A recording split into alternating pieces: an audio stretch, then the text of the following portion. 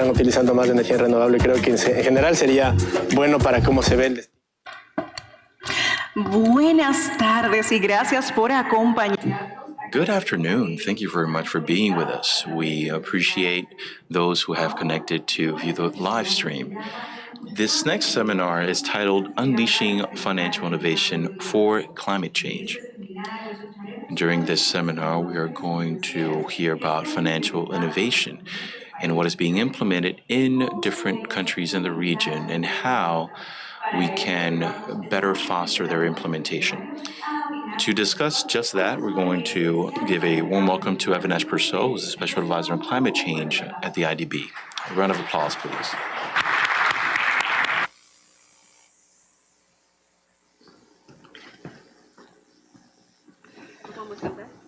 Buenas tardes, gracias por venir. And I think I know one other Spanish word, which I may get to use later at the end. But thank you very much for coming. Innovation. Sounds good, right? Apple pie and ice cream. But in the real world of interests and politics, innovation can sometimes be as much of a problem as a solution. The prospect of innovation, the allure of innovation can distract us from doing what we need to get done. As long as we put a lot of hope in some magical new technology that will solve climate change, then it stops us from meeting the fierce urgency of now.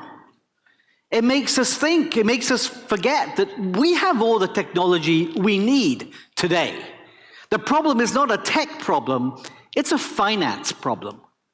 And if we put all of our hope in some magical new financial innovation, then we get blinded to the fact that even when we don't have policy risks and project risks, international finance is not going where it needs to go at the scale and place and pace that we need. And so we need to think about innovation not in terms of some magic. And indeed, at the IDB, we believe in investing deeply in knowledge and understanding that allows us to develop a solution, a financeable solution to a specific problem.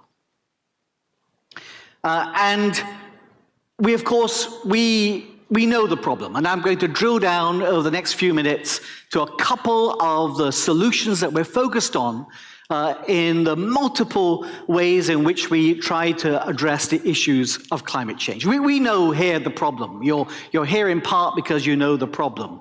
And of course, climate change is not linear.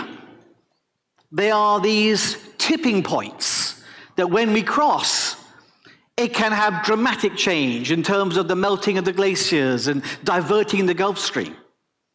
And climate change is not universal either. It will be universal in the end if we don't do anything about it, but for those living between the tropics of Cancer and Capricorn, almost half of the world's population, they are facing the brunt of climate change today.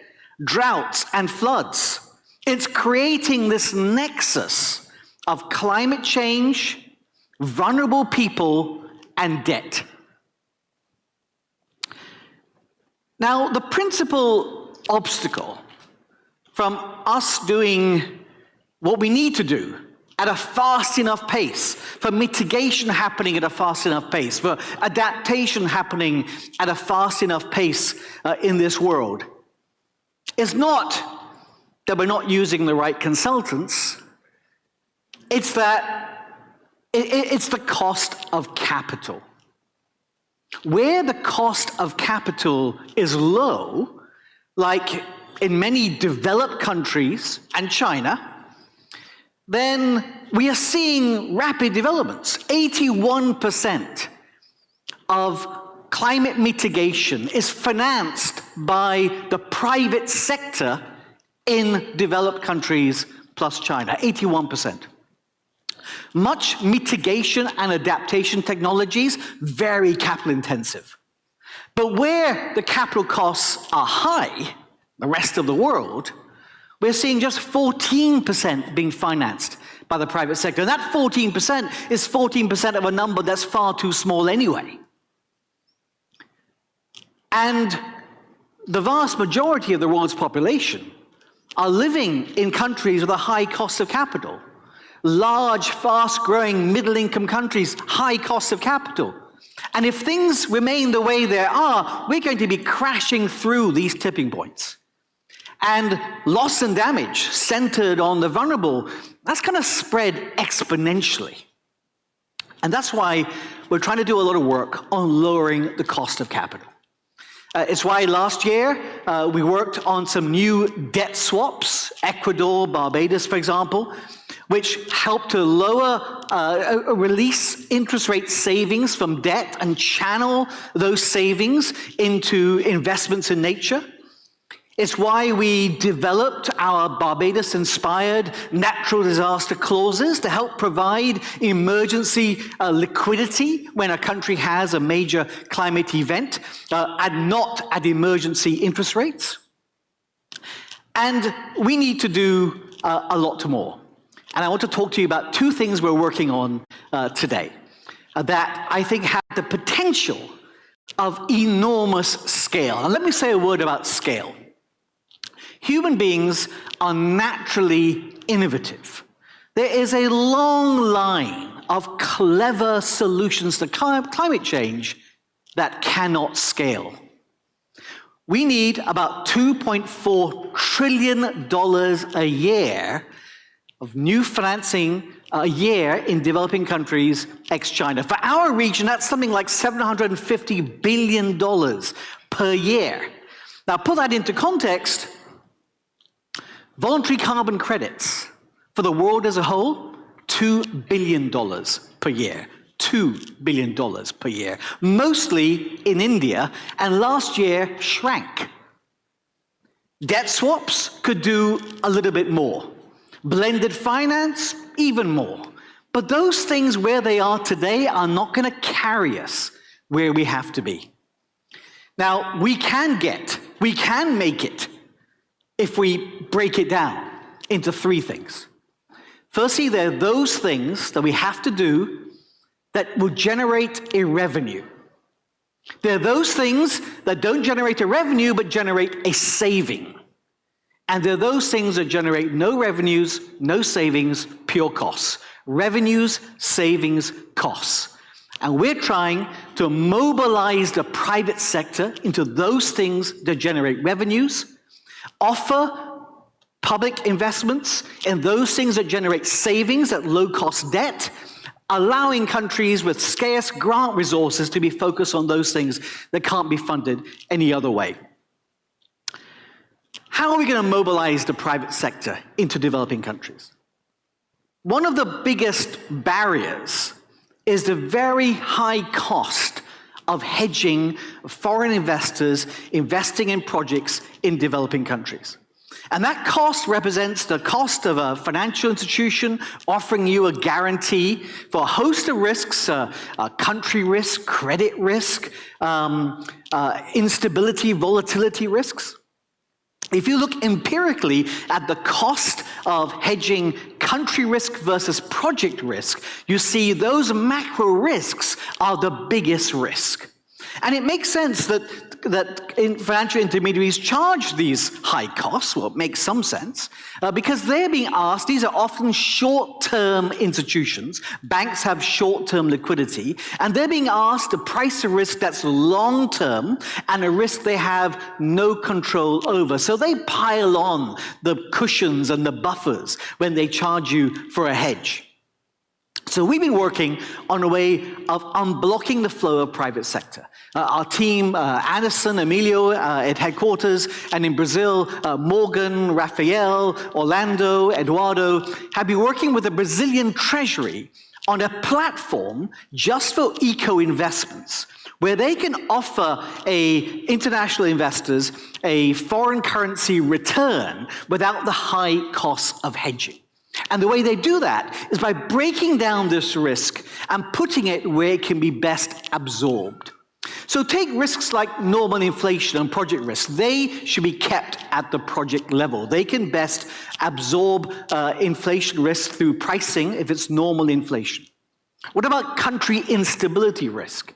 That's best held by the country. We're working with countries on a platform. The country on the platform in Brazil is a country with fiscal rules and inflation targeting, and they can offer these projects that if the exchange rate falls out of bed, way beyond what the policy framework implied, that they will offer the project to lend all the dollars they need to pay the investors, not at a subsidized rate, but they'll offer to lend, and they can spread out those costs over the long term.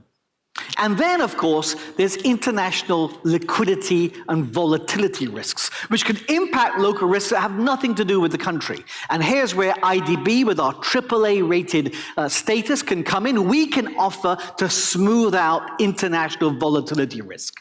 So by breaking out this risk, take out the project risk, take out the country risk, take out the international risk, smooth it out over the long term. It allows these projects, these eco-investments that need the capital, to issue a foreign currency return without huge hedging costs. And the more that our friends and donors and partners join us in that activity, the more we can do. But of course, the private sector can't do everything, especially for those things that don't generate a revenue. And so Juan Pablo and his team, Graham and others, are working on a new type of instrument where we're investing in a program in countries. We've got a pilot with around 10 different examples about financing around $1 billion on a program. And if a country achieves what that financing was designed to do, measurably achieves that, we can put up some more capital to lower the interest rate, lower the cost of that borrowing. Today, lowering that cost is meaningful, but clearly limited. We don't have much. We don't lend with lots of spreads. However, for phase 2, if this is working, then we're hoping to work with our donors and our partners, and they will join with us in lowering that cost. If they match what we put in on a reward, then we can, in the future, potentially halve the debt servicing and doubling the amount of resilience being done. So these are two important ways in which we can mobilize the private sector, in which we can accelerate investments in resilience. This is what we need to do. This is a way in which we can scale up. This is a way in which we can make impact. This is a way, hopefully, that we can deliver what our people, our countries, our region, and our planet needs. Thank you very much indeed.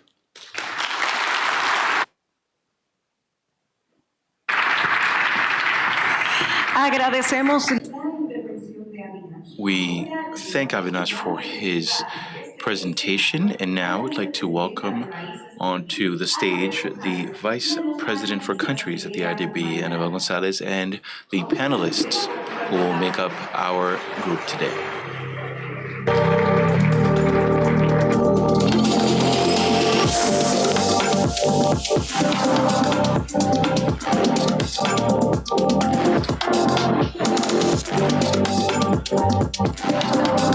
Correcto.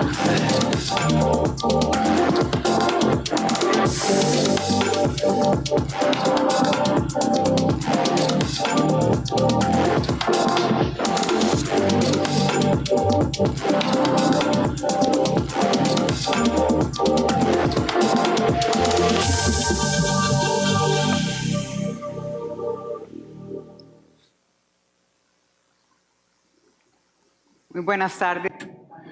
Good afternoon, everyone. Thank you very much for being with us for this panel on unleashing financial innovation for climate change.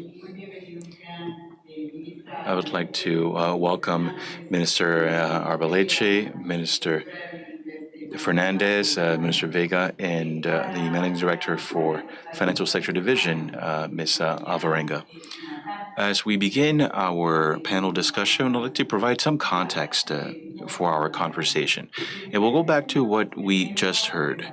We have major challenges before us, and these are climate challenges, but there are also financial challenges in tackling climate change. There is a pressing need to work together, bring the government and private sector together as we take on these challenges. And lastly, we need innovative financial instruments that allow us to finance a climate resilient and decarbonized infrastructure and also combat deforestation. The goal of our panel this afternoon is to hear experiences of how innovative financial instruments have been mobilized. We'll hear from the ministers who are with us, and we're also going to hear more about what the private sector is doing, especially given the experiences IDB Invest has had in this area. I will first start with Uruguay.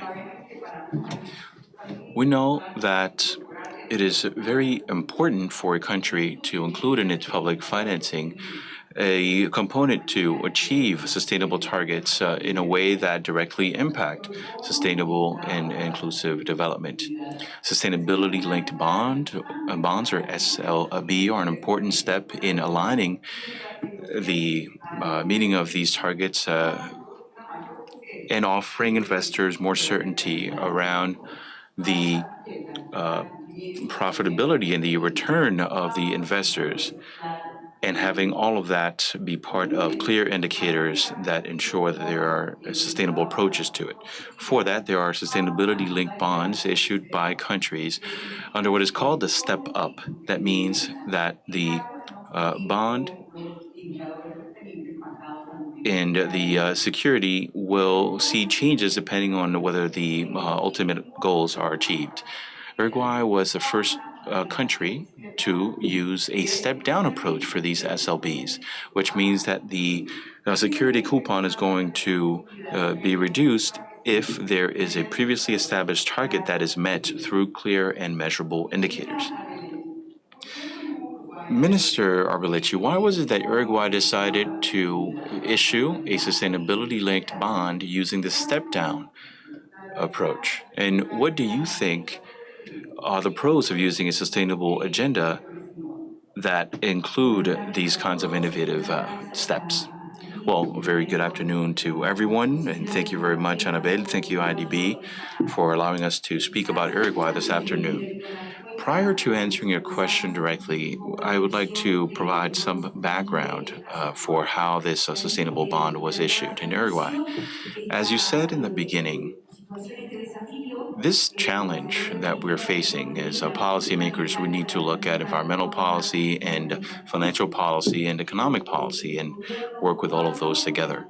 The government in Uruguay, the administration that came into power in March 2020, in its first principal law, that is the Budget Act, it included an article that discussed an internationalization of environmental policy. And this was aspirational in the beginning. This was more of a statement at first, but then we started to see that actually reflected in different instruments, including that bond.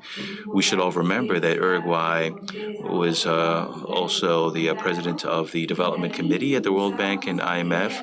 And back then, we were driving this idea of innovative financial instruments that really set themselves apart between the different countries, and all of that based on the contribution from different countries to these global public goods, whether we're talking about conservation efforts or reducing gas emissions in the livestock industry.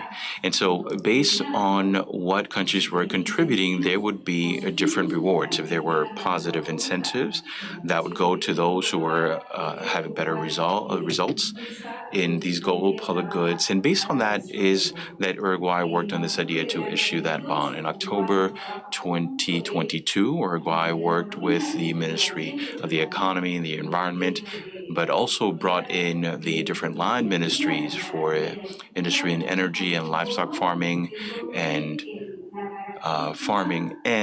issued that bond. But what was the key feature? It doesn't only have a penalty, that step down approach in the interest rate, which means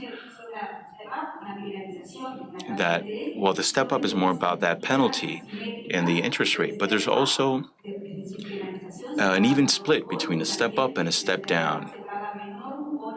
So with a step down, you can actually pay less for the coupon. So that was the incentive. That is where we first saw that instrument of a positive incentive if the targets were met. And as you mentioned, the key indicators there, those leading indicators needed to be measurable, they needed to be ambitious. In Uruguay, that bond meant that there needed to be a cut in greenhouse gases and also alternative bonds for nature conservation, which is another one of the key aspects. Now, why was this decided? Because it was a way to demonstrate the government's commitment to the environment. We need to remember that those two indicators that Uruguay chose came straight from the Paris Agreement. But the Paris Agreement didn't have a real consequence or repercussions. And with the inclusion of these indicators in the bond that Uruguay issued, that meant that these indicators became binding. So that meant that there was a direct consequence. Uruguay was going to pay more or less in its interest rate based on the environmental steps it took. And as I said before, that was part of a great deal of coordination, interagency cooperation, a new approach at governance. There was a lot of support from the IDB in putting this product together. And we also received a lot of support from the UNDP, from the United Nations, in developing that product to ensure that those targets were verifiable and measurable. Wow, that sounds like a great way to create concrete financial targets. As we think about the innovative financial instrument, makes us also think of the program we have, the IDB CLIMA, which provides a 5% reduction in the principal of the loan to incentivize and support countries in their effort to achieve their nature and environmentally linked goals. Uruguay was one of the 8 countries selected to be part of the pilot for IDB CLIMA. Minister, a question for you. For these kinds of pioneering programs, what does this mean for Uruguay? Well, for Uruguay, this is part of this path we embarked on, and it has to do with walking the talk, as you say in English.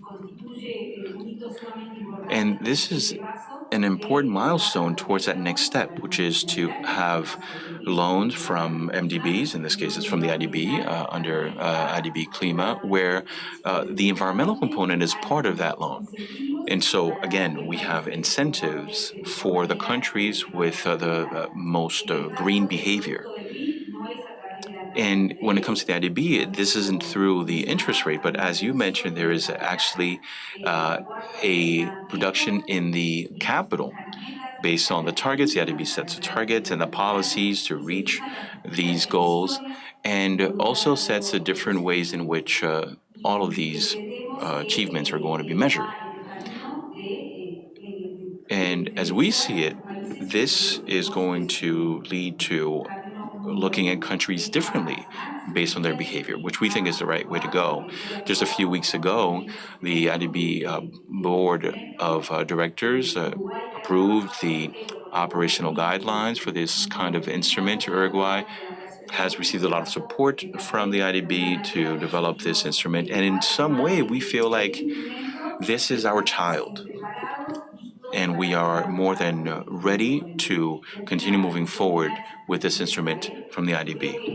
And if I may, just a final thought, I think that linking the environmental to the financial is something that not only highlights the responsibility we have as policymakers and the responsibility to our people, but also responsibility given this new paradigm in which we can see the different players all linked together, how things are brought to the market, and how through financial policies you want more growth and more employment for your countries. And the only way around that is to bring in the environmental component and link it to the financial. Well, thank you very much, and thank you for sharing what has happened in Uruguay. Next, we go to Paraguay, still focusing on emissions and thematic instruments because they're key to moving to a low carbon emission status.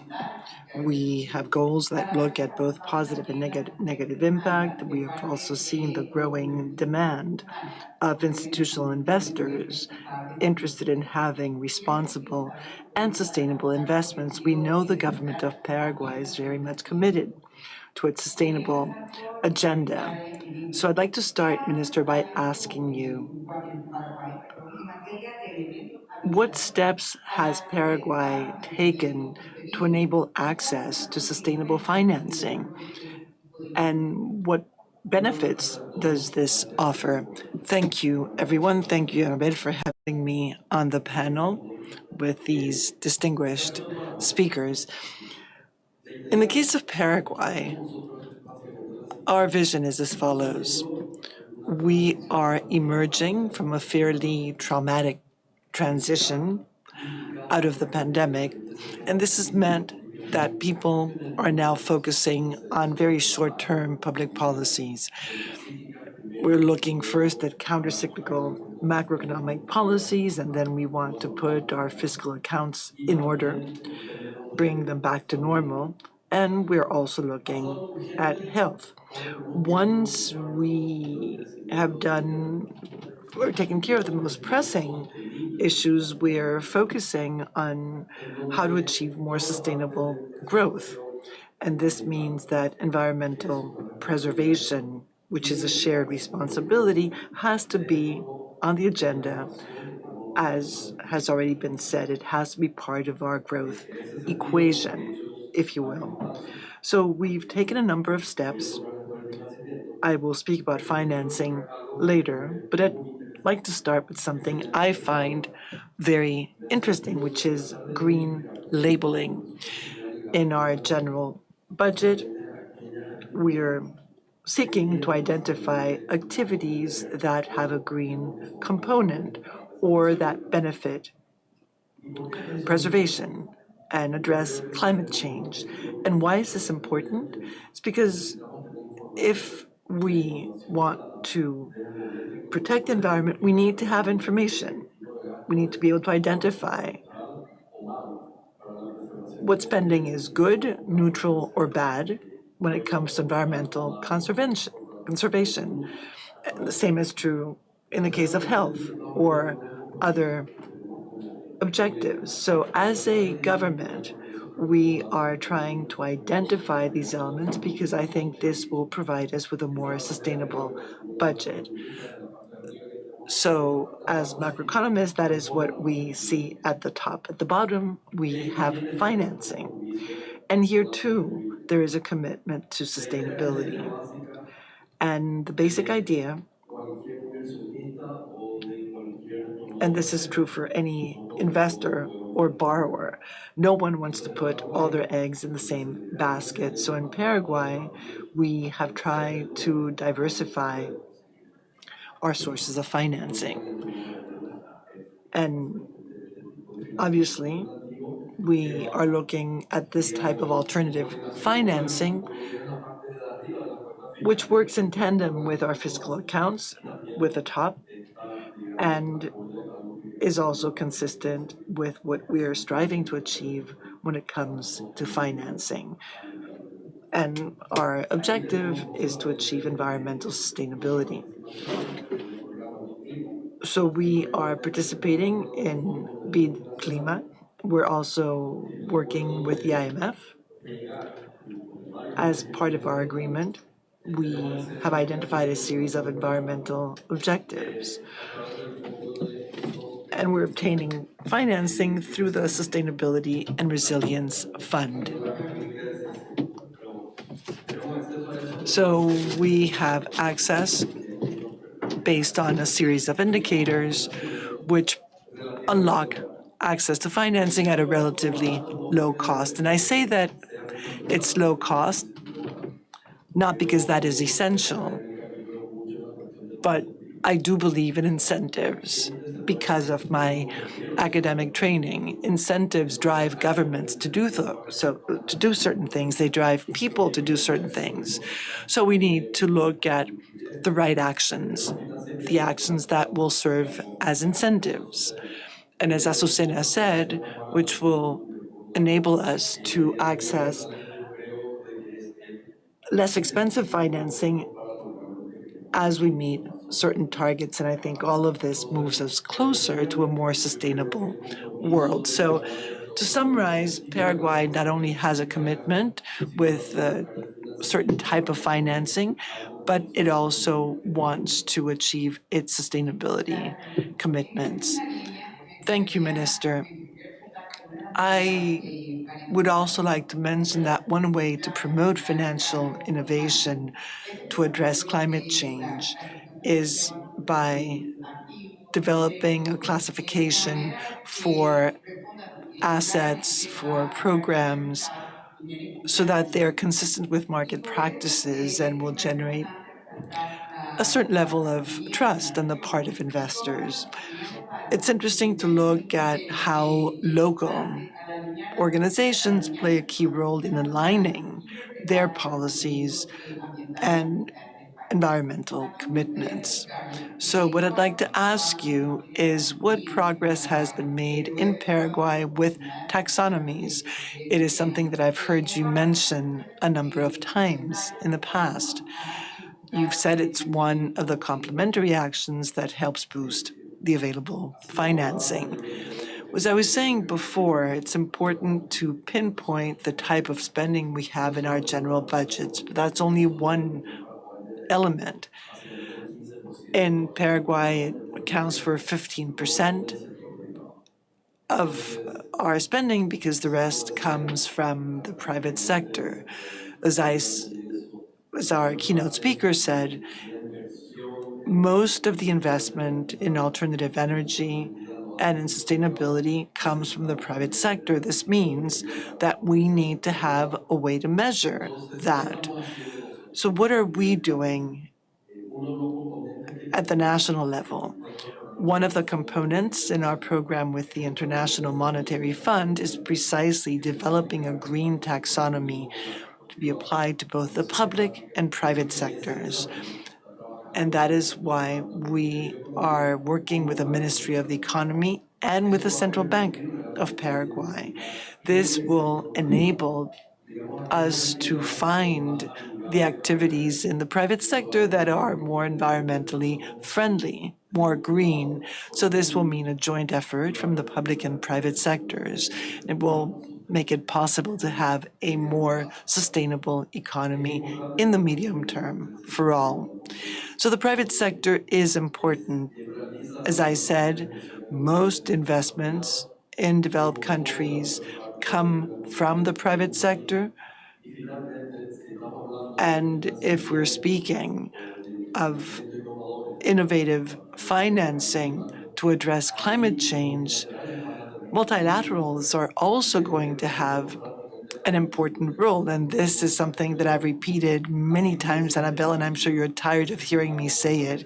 Just as we have IDB CLIMA, we also need to have the same on the side of IDB Invest, so that it can provide the right incentives for the private sector as well, so that they will finance the investments that are needed. Now let's ask Marisela about this. Minister, very, very briefly, one other point. You mentioned that Paraguay has been one of the countries selected for IDB CLIMA. So what objectives do you seek to attain via the CLIMA program? First, I think it's a very important signal. It attests to our country's commitment, which is not often very visible. We are told that 45% of our land is natural forest. So it's an asset we cannot waste. We have to use it smartly and responsibly. To do that, we need to go beyond macro. Many people know Paraguay as a macroeconomically stable country. We have a low inflation, low debt, limited fiscal deficit. So we've already done that. But as I said, sustainable growth in the medium term goes further. So having Paraguay join other countries like Uruguay as one of the countries that values its environment, it's important to have both the program with the IMF and with the IDB, which sends a signal to to investors as to how much we value environmental issues. Now I'd like to move to Ecuador, and we know that to have sustainable targets and goals in public finance, using novel instruments to bring down the cost of debt, it's important to have a more sustainable, low carbon emission economy. Is this something that drives governments to meet their NDCs? And does it also enable them to meet their fiscal targets? The government of Ecuador has adopted actions and transactions that are quite complex and which have a positive windfall for the country in this regard. Minister Vega, I'd like to ask you how Ecuador approaches the use of these novel elements like debt for nature swaps and other innovative instruments. Thank you, Annabelle, for inviting us, and thank you to the IDB. Thank you for inviting me to join these ministers whose countries are models for the rest of the region. It's a pleasure to be here with them and with Maricela. Ecuador, like other poor countries, faces many monumental challenges. Right now, there's a high level of insecurity in the country. We face social challenges, malnutrition, high levels of poverty, unemployment, health issues, and also challenges when it comes to education and the environment. Ecuador has the Galapagos Islands, which are a very important asset and which were part of the largest debt for nature swaps in recent times. And right now, the cost of our debt had been fairly low, and we were able to undertake this swap, reducing our stock of debt.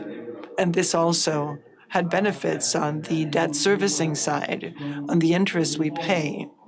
At the same time, we set up a fund which has its own governance, which is independent and which is aimed at ensuring that the objectives of preserving the Galapagos and its area of influence, which was increased significantly, so that that can be achieved.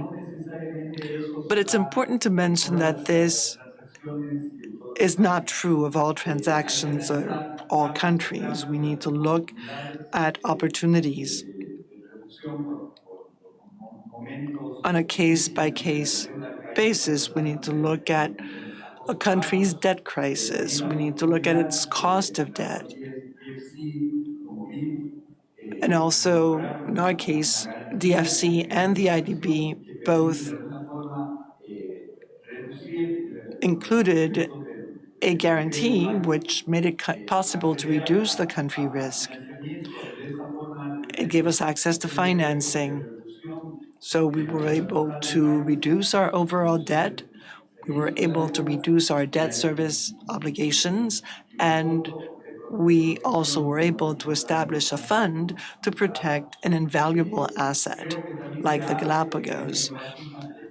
With this financial innovation, we also see benefits for areas other than the environment. Right now, we are looking at bonds for security, for health, for education, other thematic areas, which could also be access to reduce debt and generate flows that could be used to address issues that are key for our countries, like malnutrition, lack of security, poverty, and at the same time create opportunities.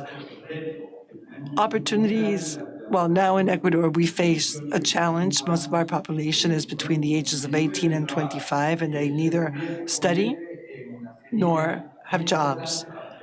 And this fuels insecurity. It's a breeding ground. So we need to generate opportunities to offer training for this youth, to offer them opportunities that will prevent them from falling into drug trafficking and other activities that are so costly and are so hard to control. Minister, could you please elaborate on your experience and what Ecuador has learned as it has worked with these transactions, and what advice would you have for other countries considering similar mechanisms? I would say that the most important lesson is that you need to look at each individual transaction, and you also need to look at the timing. This is not a model that can be used in any country or at any point in time. So it's important, obviously, to work on structuring the transaction, to look at the international dimension, but it also has to be consistent with local agreements. These agreements can take time. There are communities that have conflicting interests. For example, in the Galapagos, we have a group of artisanal fishermen who must also be included in the protected area. And at the same time, they should be able to continue to carry out their work, their economic activities in a way that is sustainable. So all of this takes time, and we need to be very careful. We need to make sure that all areas, local elements associated with structuring and also international elements are right. Thank you, Juan Carlos. Maricela, I would like to use the remaining time to look into the role of the private sector, which, as we know, is key as we transition to an economy that is lower in emissions and is more climate friendly. So what is the role of businesses in building more resilient communities, and what opportunities has IDB Invest identified in this area? Thank you, Annabelle. Thank you, Avinash. Good afternoon to everyone, and congratulations to our ministers. We are moving the needle, and we are taking steps towards having more resilient economies and countries. So congratulations. On the private sector side, if we are speaking of resilience and adaptation, I would say that it's important for all economies to engage the private sector. Why? Because it's a huge challenge, and it affects the private sector from three different angles. The first is the vulnerability of companies. Businesses also must adapt, because otherwise their business can be harmed. Droughts, hurricanes can bring a business to a halt. So they need to be interested. It's also an economic opportunity. If the private sector is able to adapt, and if it can adapt its business practices, it will be better equipped to contribute to a more resilient economy. We said it's a huge challenge, but if the private sector is ready, and if the public sector is contributing to sustainability, we can have a very good business deal.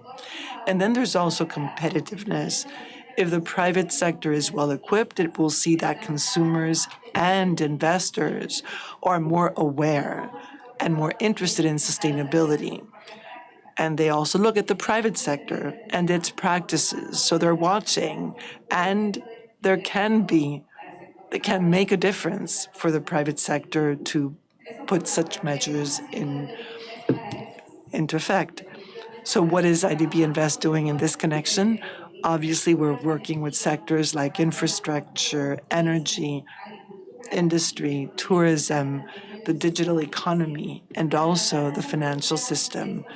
And we're interested in unlocking investment flows and channeling them in a more sustainable way. So we're making available innovative instruments as well as advisory services and capacity generation.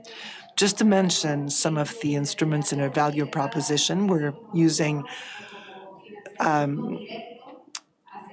measures like labeling, also impact investments. We are supporting impact investments through equity investments or loans.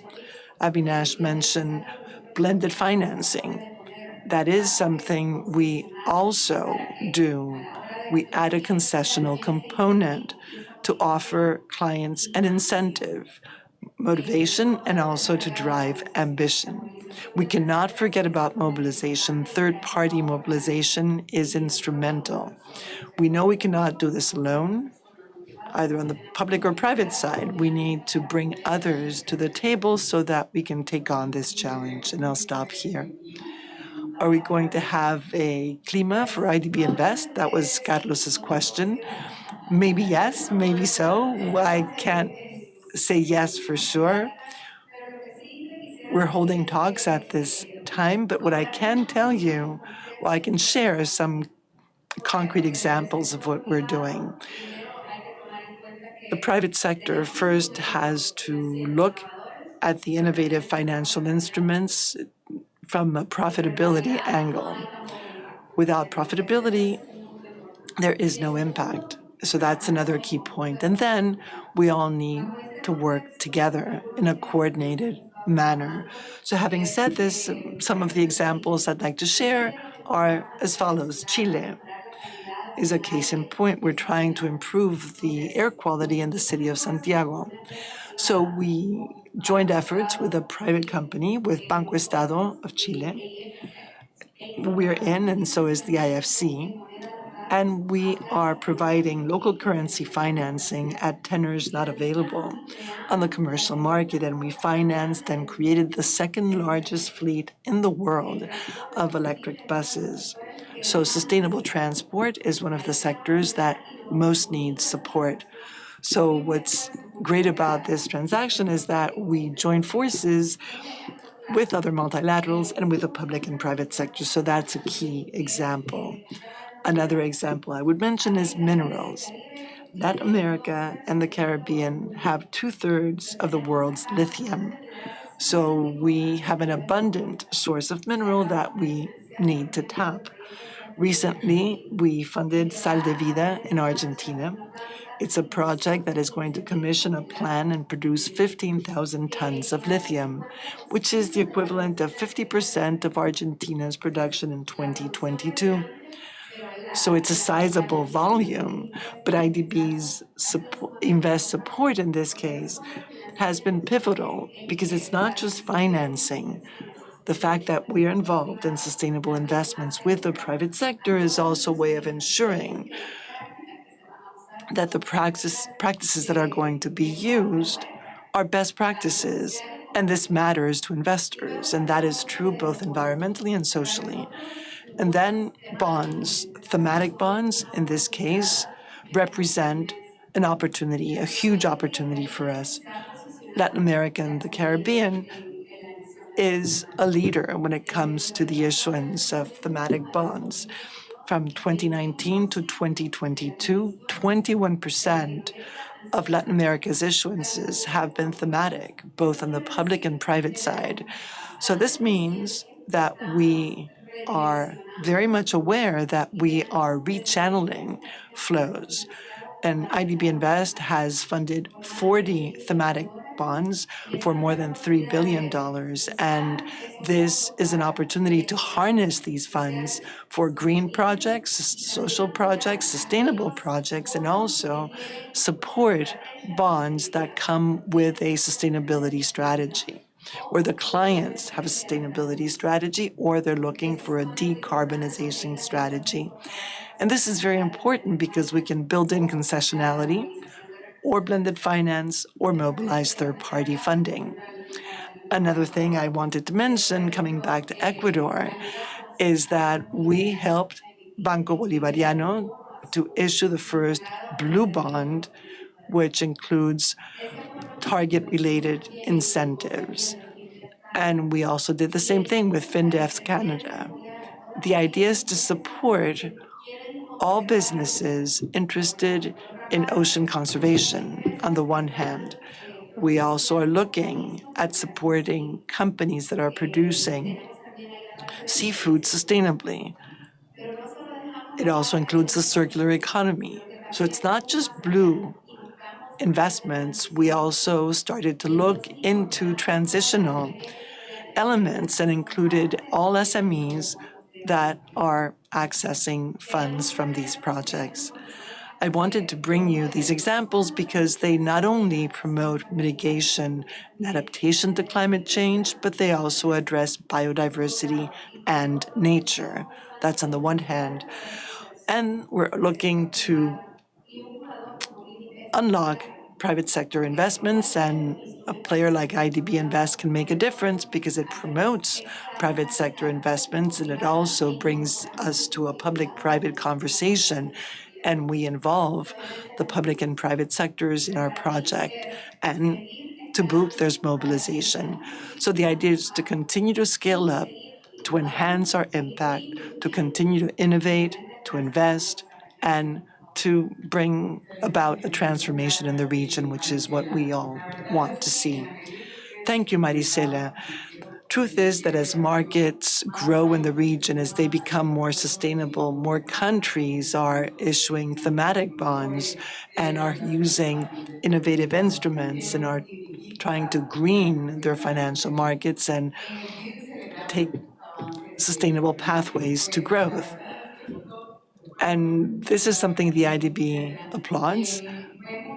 With all these instruments and mechanisms, we see that we can promote the integration of a sustainable market in the region and at the same time help catalyze sustainable, high-impact investments. On my side, I thank the ministers for being with us today. They're excellent partners in this venture, and to Maristela also thank you, and we reiterate the IDB Group's commitment to supporting the countries in the region as they seek to develop innovative instruments to address climate change. Thank you.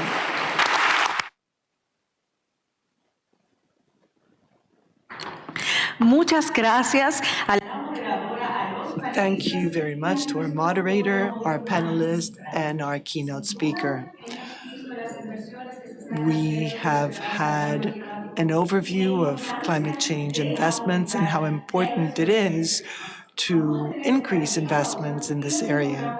We're going to have a short break and come back at 4:30 for the last seminar of the day.